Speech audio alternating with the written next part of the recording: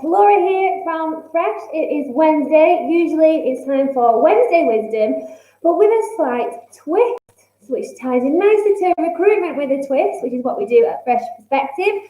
So I'm going to shock you all today. Well, anyone who's watched any of my videos or any videos of other members of the Fresh Perspective team, and I'm not going to share something positive with you. Shocking, I know. We share the fact we've overcome challenges, something amazing we've done, or that each other have done, or just other amazing things, shout outs, appreciation, gratitude, positive success stories, case studies, you name it, we usually talk about it. But today I've decided that I want to get something off my chest and I'm sharing that with you guys. So I'm going to talk to you about things that grind my gears and get under my skin. And so the main one for me is something that actually happened recently, and it doesn't happen a lot, which probably makes it worse when it does happen. So it was a phone call with a customer who had a previous phone call with someone from the Fresh team, and he'd been quite rude, mean, and unkind to them, which really upsets me because I know for a fact that every single member of the Fresh team is a really nice person. They care about others, and their underlying desire is to help other people, and they go above and beyond every day to do that. Whether you're a candidate looking for your next job opportunity, or whether you're a customer looking for new talent to join your team so you can fix a problem or grow your business. So this person had been really unkind to someone at Fresh, which upset me. And I got on the phone trying to resolve the situation, and he put the phone down on me 3 times, which was really infuriating. I rang him back twice, but drew the line at 3.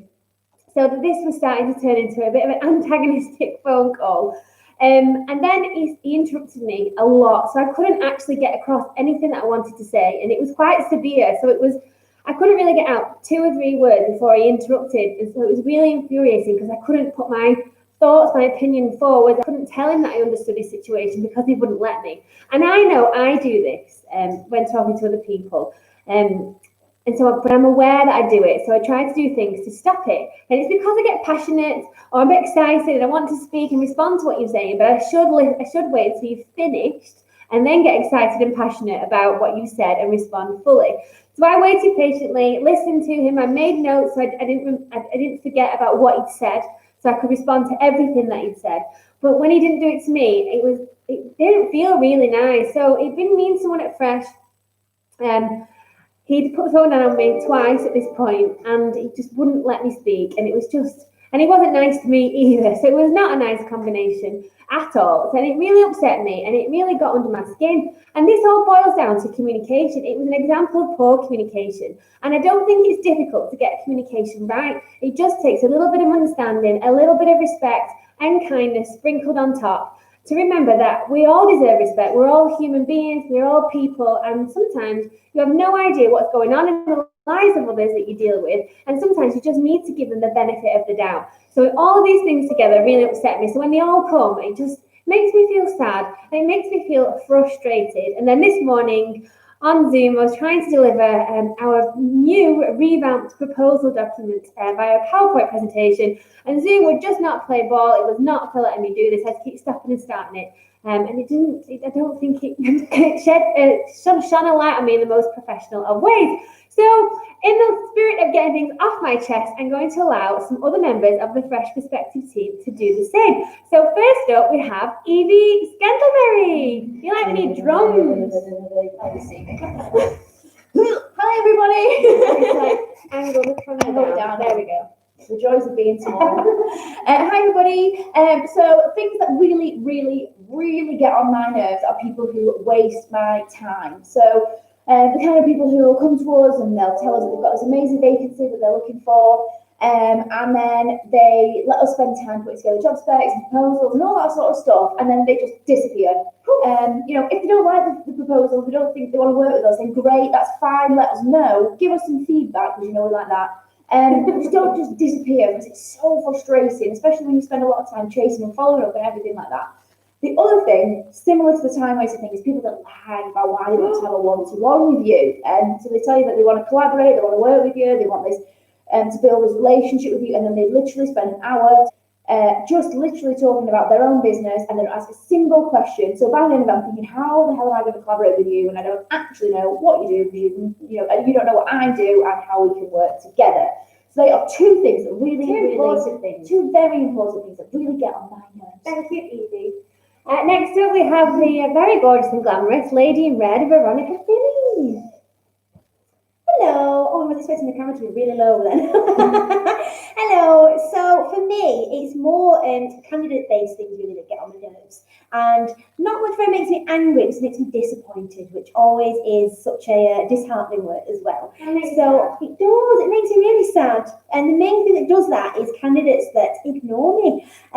Which, you know, you always think, you know, if someone's applying for a job and you reach out to them and want to chat to them more about it, why aren't they jumping at that opportunity? So if I have arranged a call with a candidate who has actively applied for a job, in order to speak to them more about it, find out about them and be able to tell them about the fantastic company that they're applying for, we arrange a time, we get to the time, and it doesn't happen because they either ghost me or I know how rude.